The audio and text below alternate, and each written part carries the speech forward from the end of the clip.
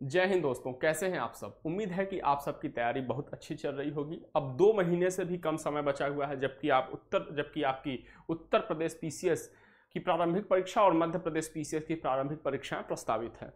तो इन परीक्षाओं को ध्यान में रखते हुए हम लोग जहां से इन परीक्षाओं के ट्रेंड एनालिसिस को देखते हुए जहां से क्वेश्चन, जिस टॉपिक से क्वेश्चन सबसे ज़्यादा पूछे गए हैं कि उस टॉपिक से प्रश्न लगभग हर साल आए हुए हैं, तो उस टॉपिक को हम लोग क्या कर रहे हैं, कवर कर रहे हैं। उसी क्रम में आज हम भारतीय संविधान पर जो प्रमुख विचार है, राजनीतिक विचारकों के जो प्रमुख विचार है, प्रमुख टिप्पणियां हैं संविधान पे, प्रस्तावना पे, कॉन्स्टिट्यूशन असेंबली पे, ठीक है, डीपीएसपी पे, वो और भारतीय संविधान के जो प्रमुख सिद्धांत है, जो प्रमुख अवधारणाएं हैं, ठीक है, वो किन देशों से ग्रहण करी गई हैं। तो कह सकते हैं इसको, जो लोक प्रचलित टर्म है, इसको भारतीय संविधान पर विदेशी प्रभाव भी कह सकते हैं। तो इसको हम लोग कवर करेंगे। परीक्षाओं में देखा गया है कि लगभग हर परीक्षा में इस टॉपिक से कोई ना कोई प्रश्न निश्चित तौर पर ही शामिल रहता है। तो चलिए इसको संक्षिप्त में कवर करेंगे। चलिए शुरुआत करते हैं, भारतीय संविधान पर प्रमुख विचार से शुरुआत करते हैं, ठीक है। अगर हम लोग ग्रैनविल ऑस्टिन की बात करें, कलर चेंज कर लूँ मैं, अगर हम लोग किसकी बात करें, ग्रैनविल ऑस्टिन की बात करें, तो इन्होंने कहा है सीए का मतलब क्या है, कॉन्स्टिट्यूशन असेंबली, संविधान सभा। तो इन्होंने क्या कहा है कि जो संविधान सभा थी वो कांग्रेस थी, और कांग्रेस क्या थी, भारत थी। संविधान सभा कांग्रेस थी, कांग्रेस भारत थी। कोशिश करिएगा कि अगर आपको ये पॉइंट्स याद हैं तो आप हमारे साथ रिवाइज कर ले। अगर आपके नोट्स में नहीं है ये पॉइंट, कुछ नया मिले तो आप उसको ऐड ऑन कर ले। अगर आप कहेंगे तो हम आपको ये पीडीएफ फॉर्मेट में आप तक पहुंचा भी देंगे। चलिए आगे देखते हैं। फिर आगे क्या कहा ग्रैनविल ऑस्टिन महोदय ने, कहा संविधान सभा एक दलीय निकाय थी। एक दलीय निकाय क्यों कहा इन्होंने, एक दलीय निकाय क्योंकि उस समय जो संविधान सभा में जो प्रतिनिधि थे उनमें जो अधिकता थी वो कांग्रेस के प्रतिनिधियों की अधिकता थी, ठीक है, इसलिए एक दलीय निकाय। फिर अगला जो कहा कि भारतीय जो संघवाद है वो सहकारी संघवाद है। भारतीय संघवाद कैसा संघवाद है, सहकारी संघवाद है। कोशिश करिए कि हमारे साथ आप रिवाइज कर ले, याद कर ले। डीपीएसपी राज्य के नीति निदेशक तत्व को क्या कहा, राज्य की आत्मा। जब कभी आपसे प्रश्न पूछे, संविधान की आत्मा पूछा गया है, ठीक है, लेकिन कभी आपसे प्रश्न पूछे कि राज्य की आत्मा क्या है, तो आपको टिक करना है डीपीएसपी, ठीक है, क्या करना है, डीपीएसपी। फिर अगला जो कहा कि संविधान क्या है, सामाजिक दस्तावेज है। संविधान क्या है, संविधान एक सामाजिक दस्तावेज है, ठीक। चलिए आगे चलते हैं। अगले प्रमुख विद्वान कौन है, अगले प्रमुख विद्वान है आइवर जेनिंग्स महोदय। आइवर जेनिंग्स महोदय, ठीक है। इन्होंने क्या कहा, इन्होंने कहा कि भारतीय संविधान विश्व का सबसे बड़ा और सबसे विस्तृत संविधान है। भारतीय संविधान विश्व का सबसे बड़ा और सबसे विस्तृत संविधान है। इसी के कारण क्या है, यह वकीलों का स्वर्ग है। सॉरी, यहाँ पे स्वर्ग होना चाहिए, स्वर्ण लिख गया है, ठीक है, टाइपिंग मिस्टेक हो गई। स्वर्ग है, क्या है, वकीलों का स्वर्ग है। क्यों स्वर्ग है, क्योंकि इतना बड़ा है और इतना विस्तृत है, इसमें तमाम प्रावधान दिए गए हैं। इसमें जो भाषा यूज करी गई है वो बिल्कुल बहुत ही कानूनी भाषा यूज करी गई है, ठीक है। क्यों करी गई है, क्योंकि जो अधिकांश प्रतिनिधि थे संविधान सभा में वो सामान्यतः क्या थे, वकील थे, अपने जमाने के बहुत बड़े लॉयर थे, एडवोकेट थे, ठीक है। तो बहुत ही कानूनी भाषा, क्लिष्ट भाषा यूज करी गई है जो कि आम समझ से बाहर है, ठीक है। तो इसी कारण ये क्या है, वकीलों का स्वर्ग बन जाता है। आवश्यकता से अधिक कठोर संविधान है, क्या है, आवश्यकता से अधिक कठोर संविधान है। और केंद्रीकरण की सशक्त प्रवृत्ति को भारतीय संविधान क्या करता है, धारण करता है। केंद्रीकरण की सशक्त प्रवृत्ति वाला है। केंद्राभिमुख संविधान है, मतलब केंद्र को ज्यादा महत्व दिया गया है। केंद्रीकरण की सशक्त प्रवृत्ति है, केंद्राभिमुख संविधान है, ठीक है। और ये जो विस्तृत है, विस्तृतपन जो है इसका, जो बहुत बड़ा होना इसका है, ठीक है, वकीलों का स्वर्ग बन जाता है और आम लोगों, आम समझ से थोड़ा कठिन हो जाता है, ठीक है। इसलिए यह भारतीय संविधान की एक दुर्गुण है। भारतीय संविधान का क्या है, एक दुर्गुण है।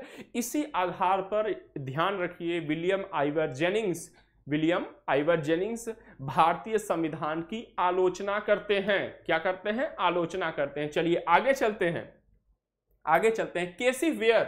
केसी वेयर महोदय क्या कहते हैं, कहते हैं कि जो इंडियन कॉन्स्टिट्यूशन है, आईसी का मतलब क्या है, इंडियन कॉन्स्टिट्यूशन, भारतीय संविधान, वह क्या है, कठोर और नम्य के मध्य एक बहुत ही अच्छा संतुलन है। कहने का मतलब ये कि कुछ प्रावधान निश्चित तौर पर बहुत कठोर हैं और कुछ प्रावधान निश्चित तौर पर आसान है, ठीक है, आसान है या सरल है ये कह सकते हैं। तो इस आधार पर इन्होंने कहा कि कठोर और नम्य के मध्य या अनम्य और नम्य के मध्य एक अच्छा संतुलन है, ठीक है। केसी वियर आगे कहते हैं कि भारतीय संविधान जो है यह अर्धसंघीय संविधान है और परिसंघीय कल्प वाला है, फेडरल जो परिसंघीय कल्प वाला है, ठीक है, क्या है, परिसंघीय कल्प वाला है, और एकात्मकता की भावना में क्या है, संघ है, एकात्मकता की भावना में झुका हुआ संघ है। यह कौन कहते हैं, केसी वियर कहते हैं, ठीक है। अर्धसंघीय परिसंघीय एकात्मकता की भावना को धारण करते हुए संघ है और जो कठोर और नम्य के बीच या अनम्य और नम्य के बीच एक अच्छा संतुलन वाला संविधान है, ठीक है। आगे देखते हैं, आगे महत्वपूर्ण कौन है, भीमराव अंबेडकर जी, ठीक है, प्रारूप समिति के अध्यक्ष भीमराव अंबेडकर जी, डॉक्टर भीमराव अंबेडकर जी, ठीक। चलिए, ये कहते हैं कि संविधान संघात्मकता के तंग ढांचे में नहीं ढाला गया है। संविधान क्या नहीं किया गया है, संघात्मकता के तंग ढांचे में नहीं ढाला गया है, ठीक है। फिर ये कहते हैं जो डीपीएसपी है, डीपीएसपी का जो उद्देश्य है आर्थिक प्रजातंत्र की स्थापना करना है, आर्थिक प्रजातंत्र की स्थापना करना है। इसी आर्थिक प्रजातंत्र को लाने के लिए, जैसे समान कार्य के लिए समान वेतन जैसी जो अवधारणाएं हैं भारतीय संविधान के राज्य के नीति निर्देशक तत्व वाले भाग में, वो उसको शामिल किया गया है, ठीक है। संवैधानिक उपचारों का जो अधिकार है क्या है, वह संविधान की आत्मा है। कभी आपसे प्रश्न पूछे कि डॉक्टर भीमराव अंबेडकर के अनुसार संवैधानिक उपचारों का अधिकार क्या है, तो वो कहेंगे संविधान की आत्मा है, ठीक है। चलिए, और संविधान क्या है, परिसंघीय है। संविधान क्या है, परिसंघीय। अब देखिए, परिसंघीय कल्प केसी वियर भी कहते हैं, और कौन कहते हैं महोदय, कहते हैं अंबेडकर महोदय कहते हैं, क्या है, संविधान परिसंघीय है। अच्छा, संविधान सभा में एक समय भाषण देते समय, संविधान सभा में अपनी बात को रखते समय अंबेडकर महोदय ने एक बार कहा था कि यदि कोई व्यक्ति कुछ गलत करता है, व्यक्ति मतलब यदि कोई प्रतिनिधि, राज्य का कोई इकाई या राज्य अगर कुछ गलत करता है तो इसका मतलब यह नहीं है, व्यक्ति कुछ गलत करता है तो इसका मतलब यह नहीं है कि हमारा संविधान खराब है, बल्कि हमें यह मानना चाहिए कि यह व्यक्ति की खराबी है, ठीक है। संविधान उत्तम है, यह व्यक्ति के विवेक पर निर्भर करता है। चलिए, अब हम प्रस्तावना के बारे में कुछ महत्वपूर्ण बातें देख लेते हैं। आगे भी हम देखेंगे कुछ व्यक्तियों के बारे में, लेकिन अभी यहाँ पे प्रस्तावना के बारे में किन महोदय ने क्या कहा है इसके बारे में देख लेते हैं। अगर हम एन पालकीवाला की बात करें तो इन्होंने कहा है प्रस्तावना संविधान का क्या है, परिचय पत्र है। क्या है, प्रस्तावना संविधान का परिचय पत्र है। अल्लादी कृष्णा स्वामी अय्यर की बात करें तो इन्होंने बताया कि प्रस्तावना भारत के दीर्घकालिक स्वप्नों का विचार है। प्रस्तावना भारत के दीर्घकालिक स्वप्नों का विचार है। अच्छा, इन्होंने ये सब बात क्यों कही है इसके बाद मैं बता दूंगा, ठीक है। अगर के.एम. मुंशी की बात करें तो इन्होंने कहा है प्रस्तावना राजनीतिक जन्मपत्री है। क्या है, राजनीतिक जन्मपत्री है, ठीक है। अगर एम हिदायतुल्लाह, मोहम्मद हिदायतुल्लाह की बात करें तो इन्होंने कहा है संविधान का मूल आत्मा है प्रस्तावना, क्या है, संविधान का मूल आत्मा है। और अर्नेस्ट बार्कर महोदय ने कहा है संविधान का कुंजी नोट है। प्रस्तावना क्या है, संविधान का कुंजी नोट है। अब हम लोग बात करेंगे कि ठाकुर दास भार्गव जी ने प्रस्तावना के बारे में कौन सी महत्वपूर्ण बात कही है। अब देखिए क्या कहा है, संविधान का सबसे सम्मानित भाग है। क्या है, संविधान का सबसे सम्मानित भाग है। संविधान की आत्मा है, किसने कहा है, ठाकुर दास भार्गव जी ने कहा है। संविधान की कुंजी है, किसने कहा है, ठाकुर दास भार्गव जी ने प्रस्तावना कहा। अब देखिए, अर्नेस्ट बार्कर ने क्या कहा है, कुंजी नोट है, और ठाकुर दास भार्गव जी ने कहा है कि कुंजी है, ठीक है। अब देखिए, अगला जो महत्वपूर्ण चीज है जो ठाकुर दास भार्गव जी ने कहा है प्रस्तावना के बारे में, कि यह संविधान का क्या है, आभूषण है। क्या है, आभूषण है। अब देखिए, प्रस्तावना संविधान के सबसे प्रारंभ में है, और भारतीय संविधान अब भविष्य में, ठीक है, आज कल किस मतलब बीते हुए कल में किन विचारों पर काम कर रहा था, आज किन विचारों पर काम कर रहा है और भविष्य में किन विचारों पर काम करेगा। कहने का मतलब अतीत में किन विचारों पर काम किया जब हम स्वतंत्र हुए, वर्तमान में किन विचारों पर काम कर रहा है, भविष्य में किन विचारों पर काम करेगा भारतीय संविधान, यह उसकी प्रस्तावना में झलकता है। भारतीय संविधान के किसी भी भाग में यदि कोई समस्या होती है उसकी व्याख्या में, उसके निर्वचन में, तो प्रस्तावना को आधार बनाया जाता है। इस आधार पर ये तमाम बातें कही गई। ठीक है, प्रस्तावना को आधार बनाया जाता है, इस कारण ये तमाम बातें कही गई। ठीक, चलिए आगे चलते हैं। अब लॉर्ड विस्काउंट ने क्या कहा है कॉन्स्टिट्यूशन असेंबली के बारे में। कहा है कॉन्स्टिट्यूशन असेंबली हिंदुओं का निकाय है। कॉन्स्टिट्यूशन असेंबली हिंदुओं का निकाय है। किसने कहा है? लॉर्ड विस्काउंट ने कहा है। ठीक है, विंस्टन चर्चिल ने क्या कहा है? विंस्टन चर्चिल ने कहा है कॉन्स्टिट्यूशन असेंबली केवल एक बड़े समुदाय का प्रतिनिधित्व करता है। वह बड़ा समुदाय कौन था भारत में उस समय? तो हिंदू था। कौन था? हिंदू था। चलिए, निराजुद्दीन अहमद जी क्या कहते हैं कि प्रारूप समिति क्या है? अपवहन समिति। तो प्रश्न आपसे पूछा जा सकता है कि प्रारूप समिति को किसने अपवहन समिति की संज्ञा दी है? तो प्रारूप समिति को अपवहन समिति निराजुद्दीन अहमद महोदय ने कहा, क्योंकि बहुत अधिक धन खर्च हो रहा था संविधान, तमाम देशों के संविधान का अध्ययन करने में। ठीक है, इस कारण अपवहन समिति उन्होंने संज्ञा दिया। ठीक है, डी.डी. बसु महोदय इन्होंने कहा कि संविधान न शुद्धतः परिसंघीय है और न ही शुद्धतः ऐकिक। संविधान न तो शुद्धतः परिसंघीय है और न ही शुद्धतम ऐकिक। ये किसने कहा है? डी.डी. बसु महोदय ने कहा है। अब सुभाष कश्यप जी ने क्या कहा है? सुभाष कश्यप जी ने दो बातें करी हैं। ठीक है, कहा है कि संविधान शरीर है, संविधान शरीर है तो प्रस्तावना उसकी आत्मा है। क्या कहा है? संविधान यदि शरीर है तो प्रस्तावना उसकी आत्मा है, और प्रस्तावना यदि आधारशिला है तो संविधान उस पर खड़ी अट्टालिका है। ठीक है, ये किसने कहा? सुभाष कश्यप जी ने कहा है। ठीक है, अब देखिए आत्मा की बात कौन कौन करता है? प्रस्तावना आत्मा है, सुभाष कश्यप जी भी कहते हैं। ठीक है, संविधान का मूल आत्मा है, एम हिदायतुल्लाह जी भी कहते हैं। ठीक है, संविधान ठाकुरदास भार्गव जी भी कहते हैं संविधान की आत्मा है। लेकिन जब एक बात संविधान की आत्मा अगर पूछा जाए अंबेडकर जी के नाम के साथ कि अंबेडकर जी ने किसे कहा है, तो क्या कहेंगे? संवैधानिक उपचारों का अधिकार। ठीक है, चलिए आगे चलते हैं। ठीक,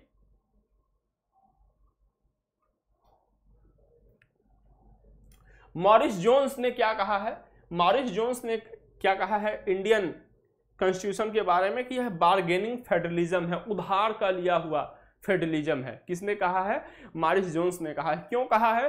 क्योंकि हम मतलब तमाम देशों में कहते हैं ना कि जो अच्छाइयाँ सामने वाले में हो आप उसको ग्रहण कर लीजिए और सामने वाले की बुराइयों को उसके पास ही छोड़ दीजिए। तो भारत में संविधान निर्माण करते समय इसी चीज को ध्यान दिया गया कि विश्व के तमाम प्रतिष्ठित देशों में, लोकतांत्रिक देशों में जो महत्वपूर्ण अच्छाइयाँ थी उनको अपने संविधान में शामिल कर लिया गया। ठीक है, तो इसी कारण मॉरिस जोन्स जैसे विद्वान कहते हैं भारतीय संविधान को बार्गेनिंग फेडरलिज्म कहते हैं। चलिए आगे चलते हैं, आगे देखते हैं भारतीय संविधान पर विदेशी प्रभाव।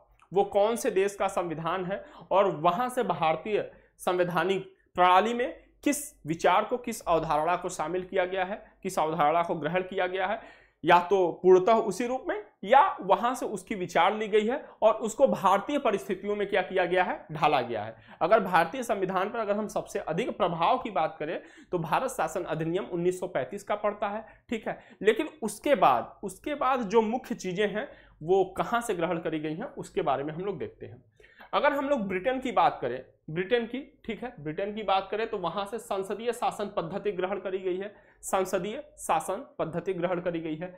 लोकसभा के प्रति सामूहिक उत्तरदायित्व की बात करी गई है, आर्टिकल 75 में यह बात करी गई है। ठीक है, लोकसभा के प्रति सामूहिक उत्तरदायित्व की बात करी गई है।